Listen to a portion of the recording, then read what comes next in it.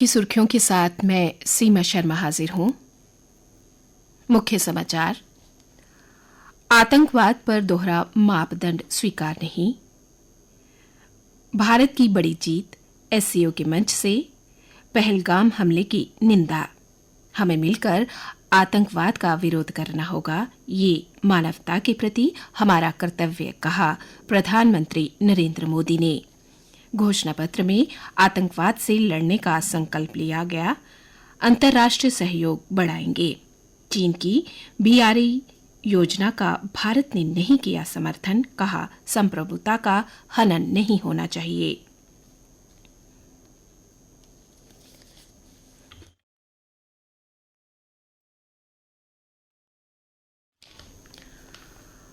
आपदा पीड़ितों से मिले गृह मंत्री अमित शाह। जम्मू की तबाही देखी, राहत, पुनर्वास और पुनर्निर्माण का लगाया मरहम। गृह मंत्री बोले, जम्मू कश्मीर में 1-2 दिन में नुकसान का आकलन करने आएगी केंद्रीय टीम। रिपोर्ट के आधार पर दी जाएगी मदद। तभी पुल से राजीव कॉलोनी का हुआ नुकसान का लिया जायजा। चकमंगू गांव भी पहुंचे गृह मंत्री। गृह मंत्री के सामने मुख्यमंत्री, विधायक और अधिकारियों ने रखे नुकसान के आंकड़े। आतंक के खिलाफ जारी रहेगी जीरो टॉलरेंस नीति। सुरक्षा समीक्षा बैठक में गृह मंत्री अमित शाह ने कहा, सतर्क रहें, समन्वित तरीके से काम करें और सफल अमरनाथ यात्रा के लिए प्रदेश प्रशासन और सुरक्षा बलों को सराहा।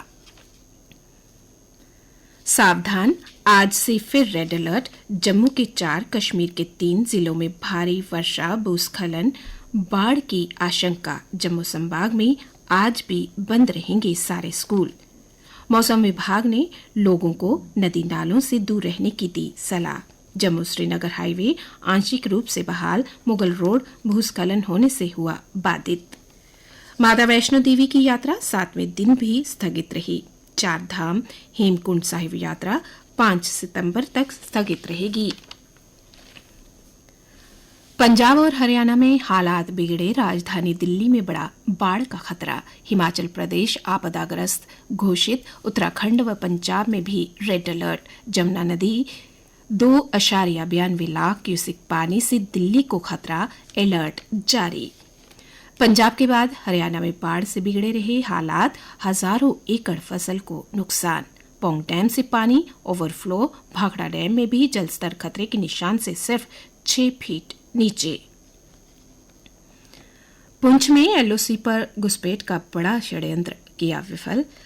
आतंकियों की गोलाबारी पर जवानों ने की जवाबी कार्यवाही। तड़के बालाकोट सेक्टर के डब्बी क्षेत्र में हुई नापाक हरकत।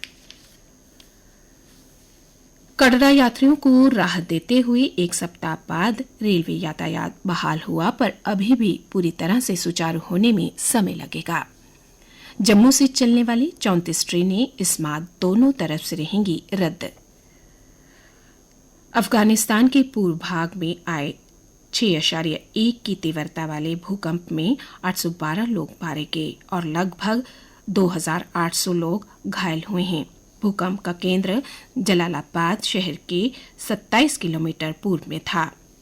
तालिबान की गुहार पर भारत ने कुछ घंटों में भेजी मदद। और अब अन्य समाचारों के साथ मेरी सहयोगी रोहिणी शर्मा। धन्यवाद सीमा। गांधीनगर स्थित गोल मार्केट में कल गणेश जी की विशेष पूजा के साथ आरती हुई। श्रद्धालुओं ने विघ्नहर्ता से परिवार व प्रदेश में समृद्धि की प्रार्थना की। इस दौरान गणपति बप्पा मोरिया की गूंज से पंडाल ही नहीं बल्कि आसपास का इलाका भी भक्तिमय बना रहा।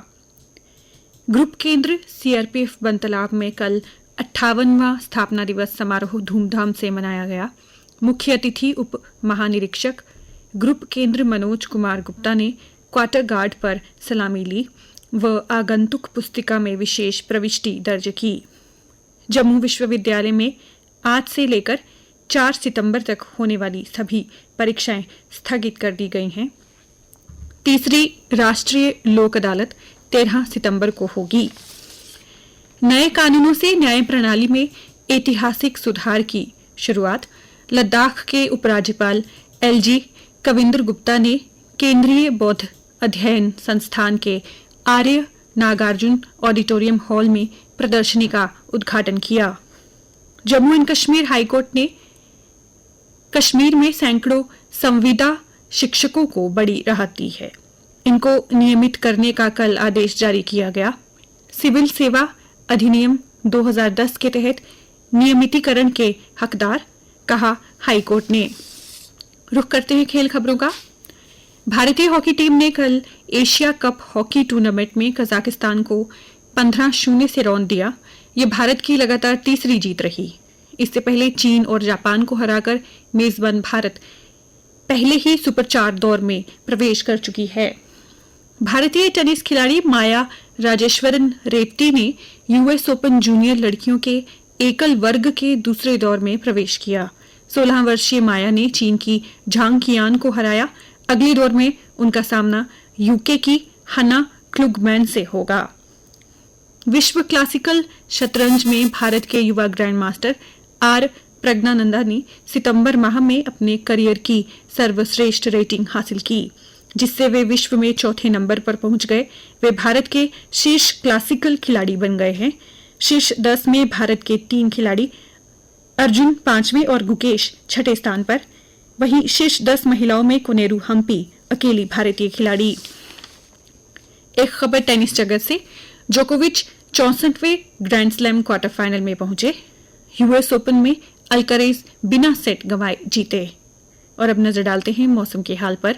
मौसम विज्ञान केंद्र की जानकारी के अनुसार आज प्रदेश में बारिश और बादल छाए रहने की संभावना है। कल का अधिकतम तापमान 30.6 डिग्री सेल्सियस और न्यूनतम 21.7 डिग्री सेल्सियस रिकॉर्ड किया गया। आज सूर्यास्त 6:55 पर होगा और कल सूर्योदय 6:07 पर होगा।